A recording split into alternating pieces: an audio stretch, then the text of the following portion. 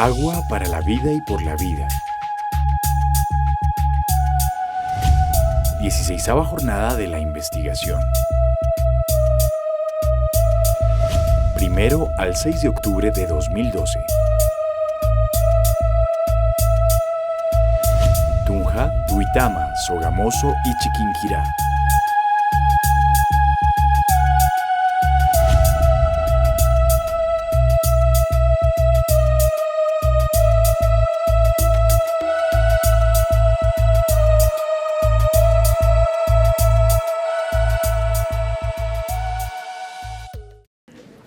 Muy buenos días para todos. Nuevamente damos la cordial bienvenida a esta segunda jornada de la investigación de la Facultad de Estudios a Distancia de la Universidad Pedagógica y Tecnológica de Colombia en el marco de la 16ª jornada de la investigación de la UPTC. Hoy nos acompañan dos importantes conferencistas en las áreas de la ciencia y la investigación. Este saludo también lo hace extensivo el doctor Gustavo Orlando Álvarez Álvarez, rector de esta universidad.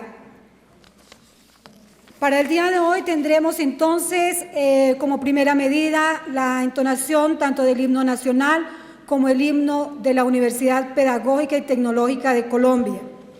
Después tendremos las palabras de bienvenida del doctor Óscar Cardoso Londoño, asesor de la Facultad de Estudios a Distancia, y viene en representación del doctor Javier Parra Arias, decano de la Facultad de Estudios a Distancia. Luego tendremos las conferencias. La primera estará a cargo del doctor Germán Muñoz, titulada La condición juvenil en la era digital, afectaciones a la educación extendida. Y luego tendremos la intervención del doctor Miguel Ángel Vargas, con la importancia del pensamiento racional en formación de niños y jóvenes. Por favor, nos ponemos de pie para entonar el himno nacional y el himno de la universidad.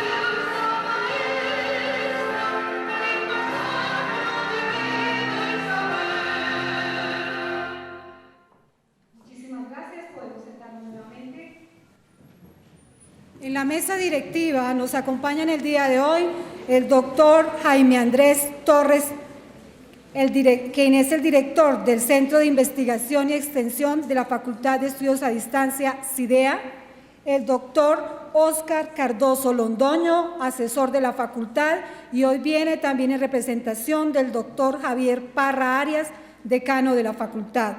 También contamos con la presencia del doctor Germán Muñoz González, quien será uno de nuestros conferencistas. A continuación, tenemos la intervención del doctor Óscar Cardoso Londoño, asesor de la facultad, y viene a hacernos la bienvenida a nombre del doctor Javier Parra Arias, decano de la facultad.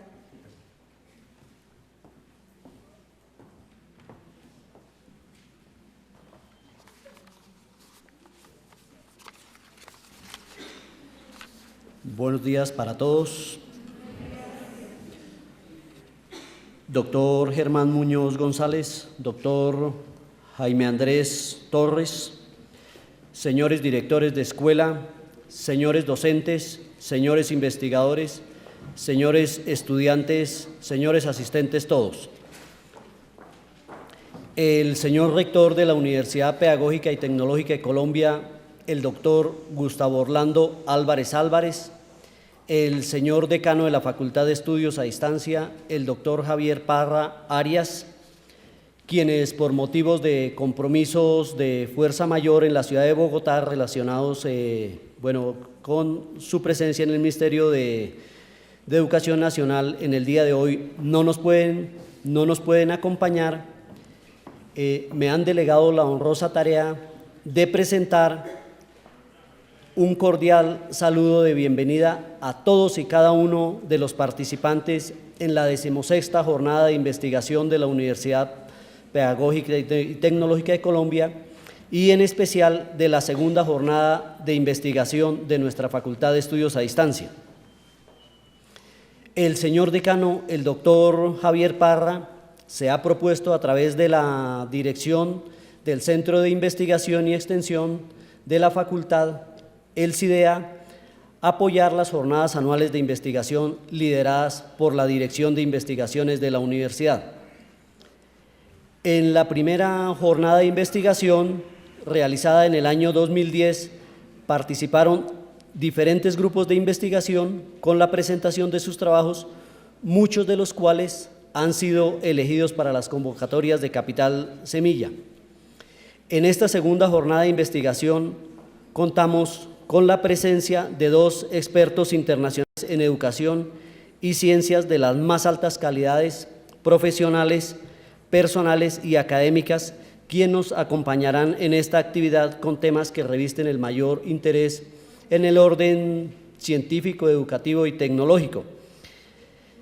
Reitero entonces la más cálida bienvenida a este evento de investigación abierto para todos los estudiantes y desear el mayor de los éxitos al doctor Muñoz, quien nos acompaña, y al doctor Vargas, quien se hará presente en la segunda conferencia, y quienes nos transmitirán una parte importante de sus conocimientos y de su experiencia. Muchas gracias, muchos éxitos para todos.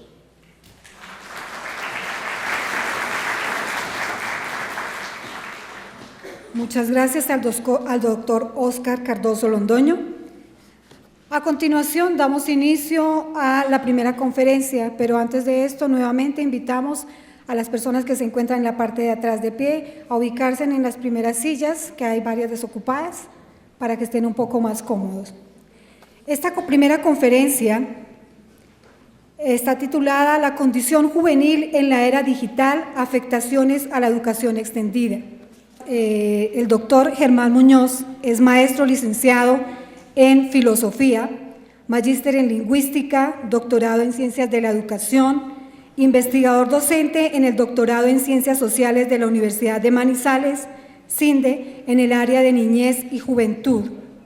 Es profesor titular de la Universidad Distrital, experto en temas de educación, comunicación, cultura y medios audiovisuales.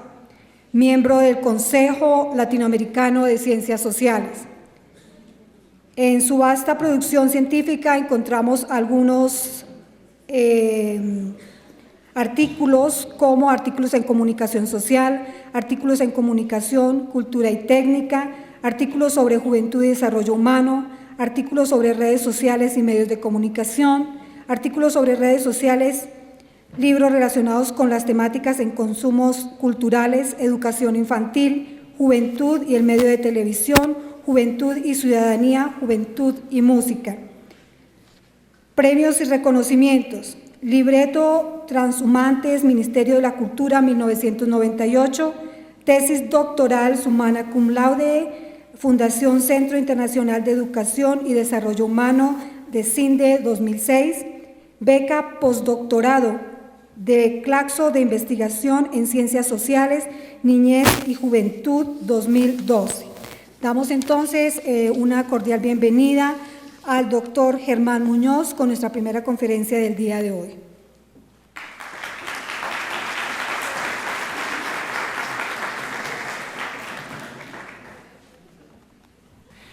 Buenos días a todos y todas.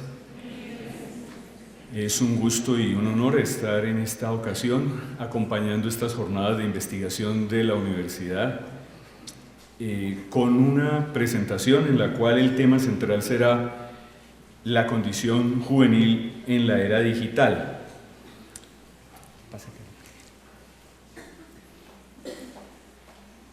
Quisiera destacar de entrada los elementos centrales con los cuales vamos a organizar la temática de esta presentación. Llamo su atención acerca de la forma como los he nombrado, porque me parece importante dejar en claro desde el comienzo que hablaremos de condición juvenil. Habitualmente, y desde hace mucho tiempo, nos referimos a jóvenes, a la juventud, a los adolescentes, y es importante que en el día de hoy tomemos en cuenta y pongamos de relieve que me referiré a la condición juvenil, una categoría que para ustedes investigadores debe llamar la atención, en la medida en que cuando hablamos de niños, jóvenes, adolescentes, pensamos en ellos como si se tratara de sujetos universales a quienes podemos referir en términos abstractos, como si todos fueran iguales, como si pudiéramos hablar de ellos simplemente a partir de la condición de edad, lo cual no es correcto, no es adecuado, no nos permite comprender de qué sujetos estamos hablando. En el doctorado de Niñez y Juventud de la Universidad de Manizales y CINDE hemos preferido referirnos permanentemente a la idea a la palabra condición juvenil. Y cuando hablamos de la condición juvenil, ampliamos el espectro, lo remitimos a un conjunto de elementos de los cuales haré referencia a continuación. Esa es la primera idea que creo que es importante que pongamos en consideración. Segunda, es también fundamental poner entonces en el planteamiento que voy a hacer a continuación la idea de un cambio de época. Nos encontramos en un momento histórico muy importante de cambios profundos y esta era nueva o cultura digital se cruza y tiene importancia fundamental en la construcción de la condición juvenil.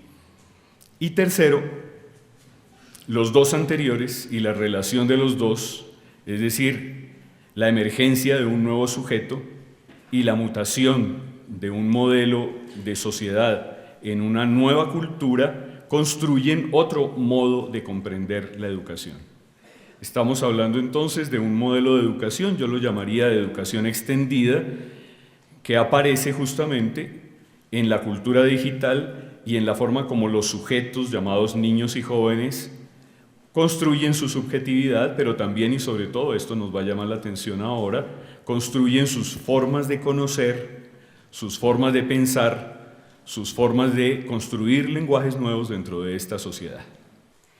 Quiero iniciar con esta imagen, que es una imagen tomada de un cuadro de Paul Klee.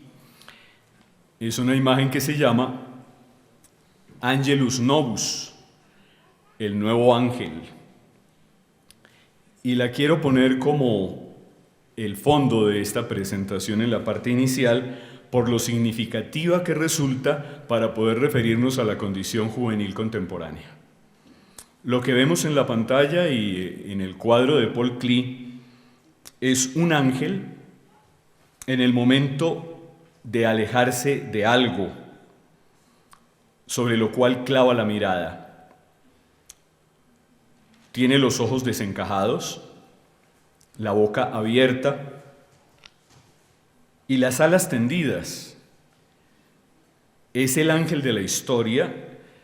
Estamos viendo el ángel que huye de Sodoma y Gomorra, ciudades destruidas, si recuerdan ustedes el relato bíblico, justamente por una cantidad de situaciones que produjeron la pérdida de todos los valores, toda la condición humana propiamente dicha, ciudad destruida por el fuego. La cara de este ángel al huir de estas ciudades destruidas en una situación de catástrofe, muestran un rostro que mira hacia el pasado. En lo que para nosotros podría aparecer como una cadena de acontecimientos, él está viendo una catástrofe única. Y lo que está viendo es cómo se acumulan en el momento en el que él huye, ruina sobre ruina, que se extienden a sus pies. El ángel quisiera detenerse, quisiera despertar a los muertos, quisiera recomponer lo despedazado, pero una tormenta desciende del paraíso y se arremolina en sus alas, y es tan fuerte que el ángel no puede ni siquiera plegarlas. Esta tempestad lo arrastra irresistiblemente hacia el futuro, al cual vuelve las espaldas, mientras el cúmulo de ruinas sube hacia él hasta el cielo. Esa tempestad que lo arrastra, que viene de la destrucción, es lo que llamamos hoy progreso. Y es la imagen de los jóvenes. Yo diría mejor, para corregirme con la alusión que hice al comienzo, es la imagen de la condición juvenil contemporánea. Los niños y los jóvenes del siglo XXI son como este ángel. Vienen de un pasado catastrófico, vienen de un pasado de destrucción. En Colombia lo hemos llamado violencia con mayúscula. Llevamos muchos años de violencia con mayúscula. Por lo que yo recuerdo, al menos desde 1948, con el asesinato de Jorge Eliezer Gaitán, que desencadena eso que llamamos en Colombia la violencia. Violencia partidista en algún momento, pero posteriormente violencia de narcotráfico, violencia de paramilitarismo, violencia de guerrilla, violencia de la que no hemos salido. Estamos iniciando lo que se llama hoy un proceso de paz. Esperamos que nos conduzca a la paz. Por ahora, de lo que se habla es de una negociación para terminar el conflicto, pero la paz es otra cosa. Pero los jóvenes y los niños que viven hoy en Colombia vienen de esa catástrofe que ha producido millones de muertos, millones de desplazados, pérdidas, pobreza y una inmensa, dolorosa situación de catástrofe como la que vive este ángel, el ángel de Paul Klee.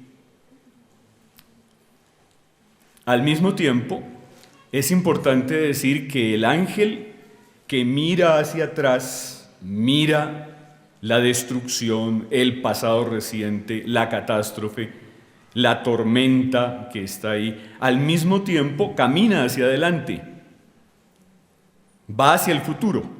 Y parece ser, digamos, algo que todos coincidimos en aceptar, que es aquello que los jóvenes deben hacer: ir hacia adelante, caminar hacia el futuro. El problema de este ángel, igual que el de los jóvenes, es que no saben qué hay adelante. ¿Cuál es el futuro? ¿Hacia dónde caminan? Y los hemos permanentemente invitado a que vayan hacia adelante. Creo que incluso en las conversaciones coloquiales siempre hablamos de eso. Cuando permanentemente oímos a alguien que nos saluda, siempre respondemos: pues bien y mejorando, voy para adelante. Pero el adelante es incierto. Lo que hay adelante es incertidumbre. La incertidumbre de las guerras, la incertidumbre de la pobreza, la incertidumbre del cambio climático, la incertidumbre del desempleo. Ser joven hoy, no solo en Colombia, sino en el mundo entero, es sinónimo de desempleo y también de violencia. Hay un dato que me aterró en estos días en las encuestas y en los reportajes que se oyen, y es el dato relacionado con los índices de suicidio en Colombia. Lo leí y lo tuve que releer para volver a entenderlo. En un artículo publicado el pasado 24 de agosto, se dice: casi 600 jóvenes se suicidan en Colombia cada año. El ritmo es brutal. 3 menores de 24 años se quitan la vida cada 2 días en el país. Me parece brutal. Es decir, la idea de que en Colombia no pasa un día sin que haya un joven que se suicide. Y las razones del suicidio son, lo dice el mismo artículo, 2 cosas fundamentalmente: la soledad íntima y el miedo al fracaso. El miedo al fracaso. Y dice el mismo artículo que en Colombia, en un estudio de la Liga Colombiana contra el Suicidio, 6 de cada 10 jóvenes ha pensado en quitarse la vida. Más de la mitad afirma no tener un amigo. Tal vez tiene 500 en Facebook, pero no tiene uno de carne y hueso real con el que compartir, con el que hablar. El grave problema es que igual sucede también en el mundo de su familia, en donde difícilmente podría encontrar afecto, o en el colegio o en la universidad, en donde igualmente se encuentra con muchos estudiantes y profes, pero difícilmente con un amigo. Pienso que ahí tenemos un dato como para poder enmarcar el tema sobre el cual quisiera hablar ahora, el de la condición juvenil en un mundo, el del siglo XXI, hipercomunicado, en donde hay tantas redes sociales, tantos accesos a computadores, a pantallas, que difícilmente, nunca antes hubo tanta posibilidad de información circulando en la vida de niños y jóvenes. Diríamos que hoy, lo digo por la universidad en la que he trabajado en los últimos 6 años, en la Universidad Distrital de Bogotá, todos, absolutamente todos, bueno, tal vez alguno no porque se lo robaron, pero todos tienen celular.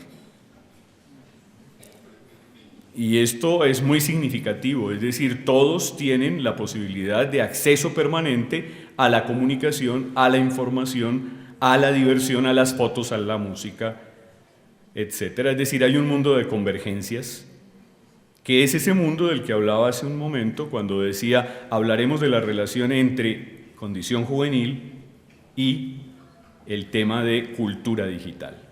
Entonces, niños y jóvenes que viven en una nueva cultura, la cultura digital, pero al mismo tiempo que viven sumergidos en la soledad, en el miedo al fracaso y en la relación sin amigos en un mundo en el cual están hipercomunicados. Bueno, habría que decir hiperinformados tal vez.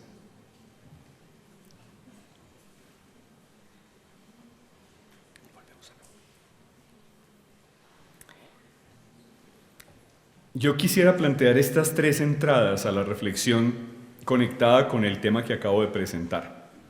Uno, considero fundamental entender la condición juvenil desde el asunto de la temporalidad en la era digital. ¿Qué significa vivir hoy en el mundo actual, en el siglo XXI, en una temporalidad acelerada? ¿Cuál es el tiempo de los jóvenes? ¿Cómo es vivir hoy como joven en el mundo contemporáneo? En un tiempo, digo, acelerado.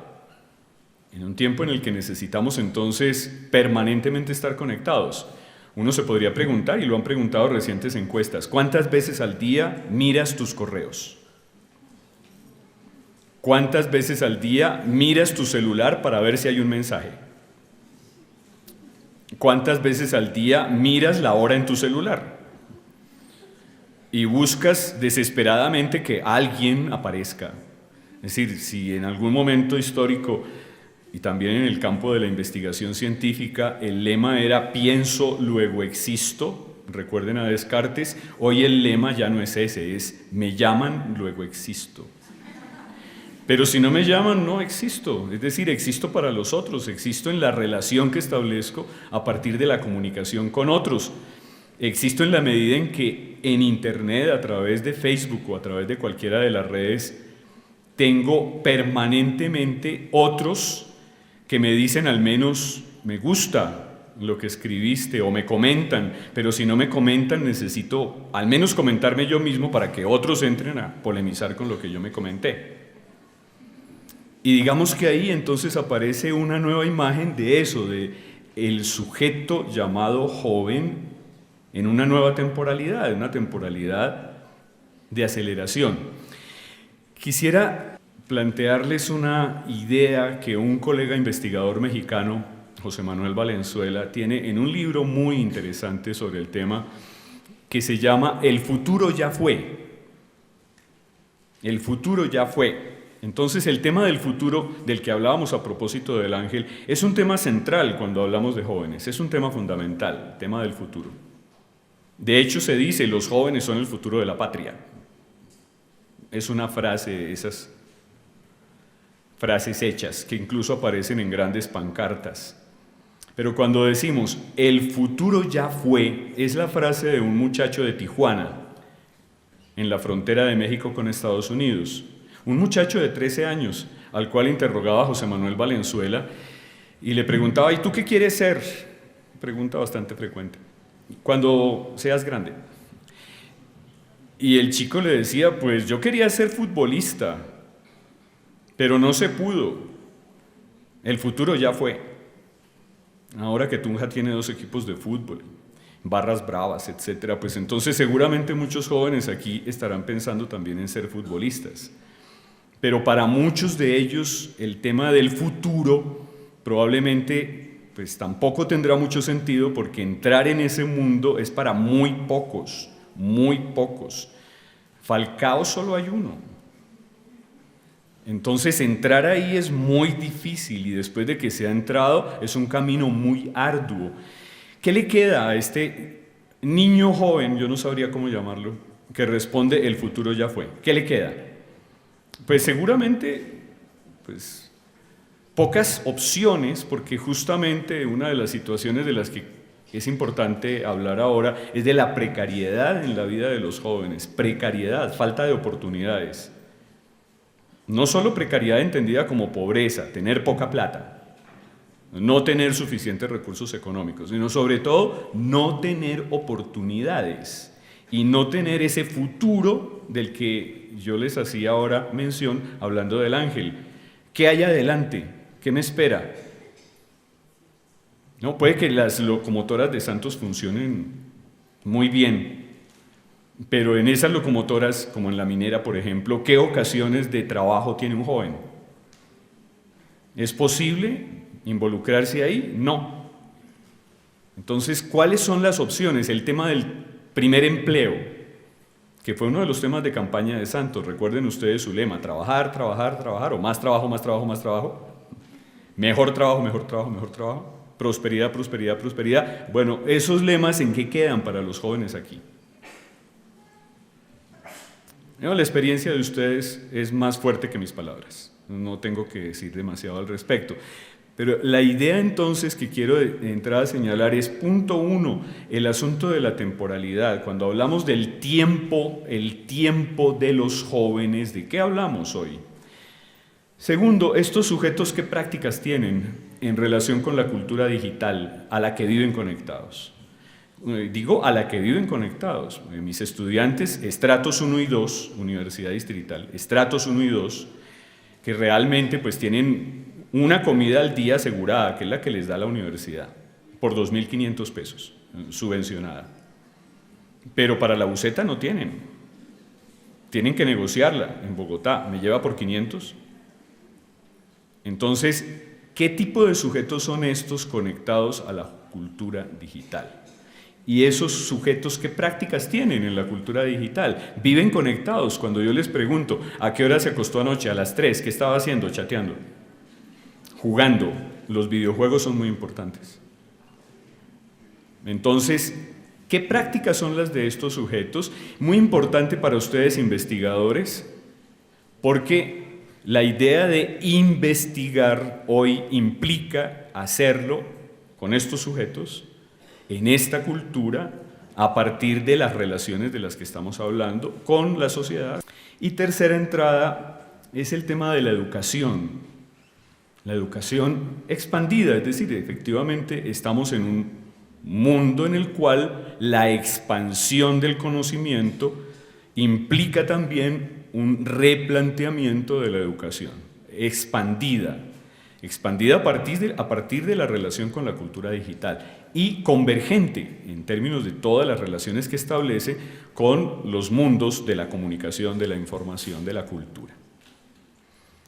Miremos el primero. Yo aquí lo único que quisiera dejar en la pantalla es esta imagen de un reloj de arena, de un reloj que hoy ya no existe dentro de nuestra vida cotidiana. Lo hemos visto tal vez en fotografías, lo hemos visto, a lo mejor tenemos un ejemplar en la casa de adorno, pero cuando hablo del reloj de arena me estoy refiriendo a un modelo de sociedad en el cual el tiempo es cíclico, el espacio es local, la cultura es los pequeños, los niños, los jóvenes aprenden de los mayores, de los adultos, de los profesores. La reproducción social funciona en términos de un tiempo largo, lento, y la juventud es orgánica, es decir, está articulada al conjunto del modelo social. Pero esta idea de la temporalidad planteada en el reloj de arena nos pone en contacto, nos invita a pensar en significados de lo que significa, de lo que es para los niños y jóvenes hoy el tiempo, que no es este es el de otro modelo de sociedad, pero es muy importante ponerlo allí porque es parte de algo que no ha desaparecido totalmente en sociedades como la nuestra, en la que conviven la sociedad agraria, algunas veces incluso feudal, con mano de obra esclava. Sí, es fácil en este momento, saliendo de Tunja y yendo hacia los pequeños pueblos y veredas, encontrarnos con sociedades agrarias rurales como 5 siglos atrás, que corresponden básicamente al modelo de este tiempo lento, cíclico, que se repite, en donde día pasa después noche, y entonces la cosecha, y entonces el tiempo de la lluvia, y entonces, es decir, el tiempo transcurre en una vuelta permanente, que no acabará nunca, en donde todo se repite y se vuelve a dar a partir de ciclos permanentes. Este es un modelo de tiempo. Lo pongo solamente para que entendamos que estamos pasando a otro modelo de tiempo, a otro modelo de sociedad. Es decir, que ya cuando hablamos de condición juvenil, el significado es diferente en la temporalidad, no es el de la longevidad, no es el de la edad biológica, si estamos hablando de otro tipo de edad que es edad social, que se constituye en el cambio de época. Si pasamos a otro modelo de tiempo o a otros modelos de tiempo, aquí tendríamos dos que son igualmente importantes, cada uno de ellos replanteando el primero que mostré antes. Es decir, este segundo que tenemos en este momento en la parte superior de la pantalla es el reloj analógico, el de una cultura de tiempo lineal, donde un minuto después de otro minuto, una hora después de otra hora, lineal, hacia adelante, que no acaba nunca, un espacio nacional, ya no tan local, ya no tan cercano, ya no el de la vereda, ya no el del vecindario inmediato, sino nacional, una cultura en la cual se aprende de los pares, de los que tienen la misma edad, de los que son como yo, una inserción social marcada por relaciones a través del Estado y una juventud mecánicamente construida, porque ese reloj 2, el que está en la parte de arriba, pues es un reloj que tiene un mecanismo de piñones, de articulaciones internas que lo hacen pues permanentemente andar, sin detenerse nunca. Ese es otro modelo de sociedad.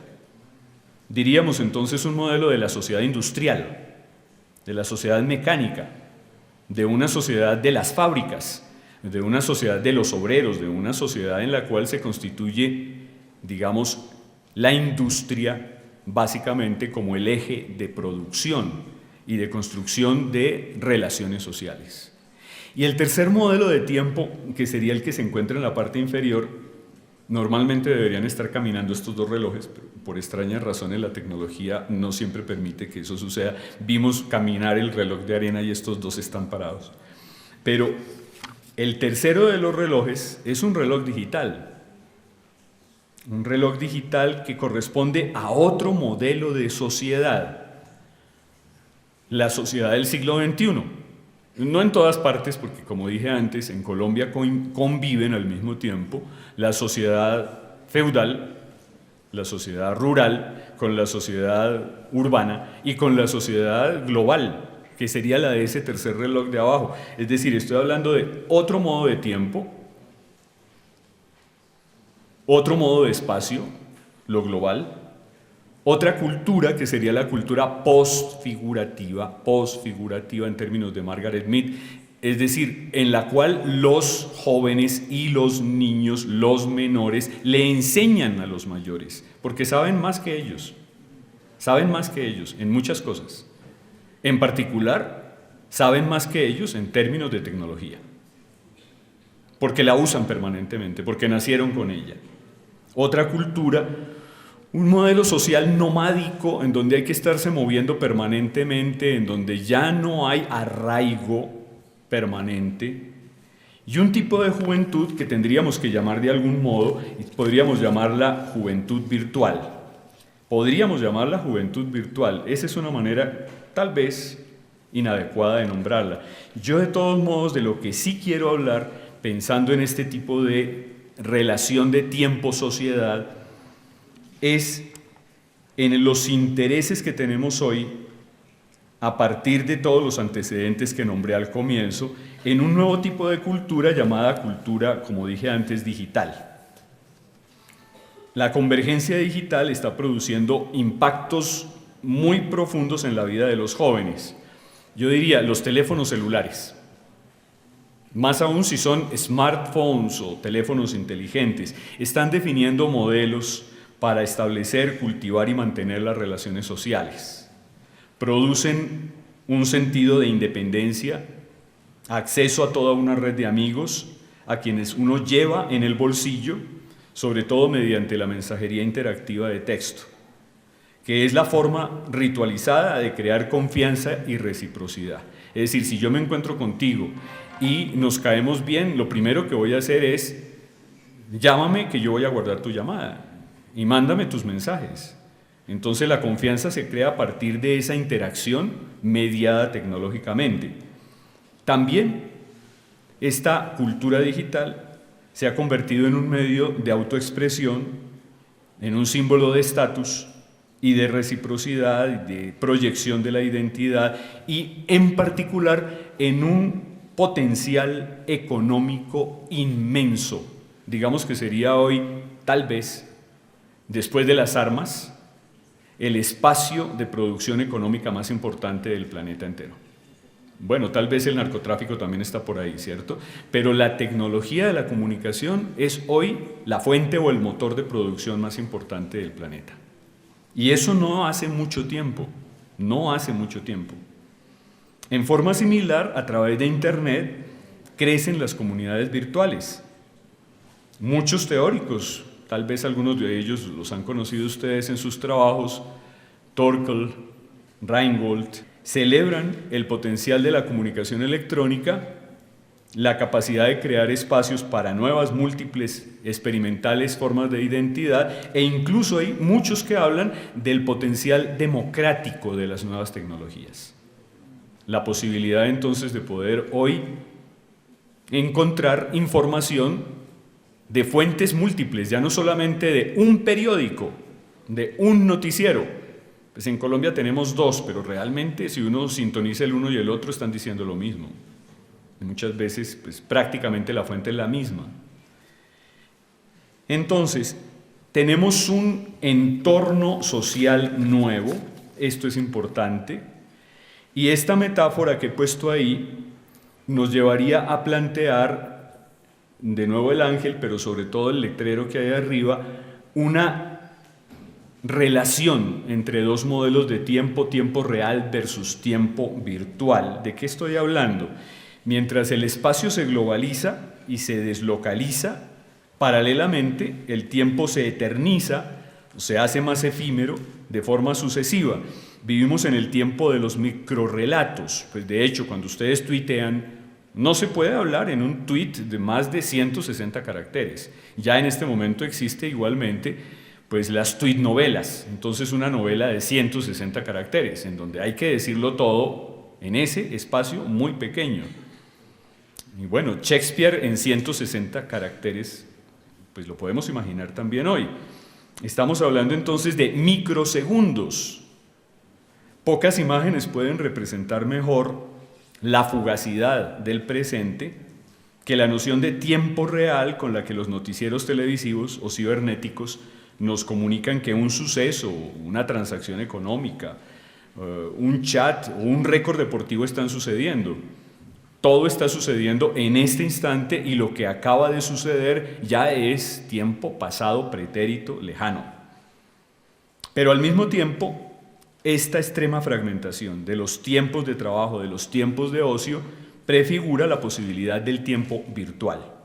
Manuel Castells, el autor de ese importantísimo trabajo llamado La Era de la Información, ha hablado de tiempo atemporal, de cultura de la virtualidad real, lo cual parece contradictorio, ¿cierto? Para referirse a la nueva concepción de tiempo que surge con el posmodernismo y que está asociada a un sistema multimedia integrado electrónicamente.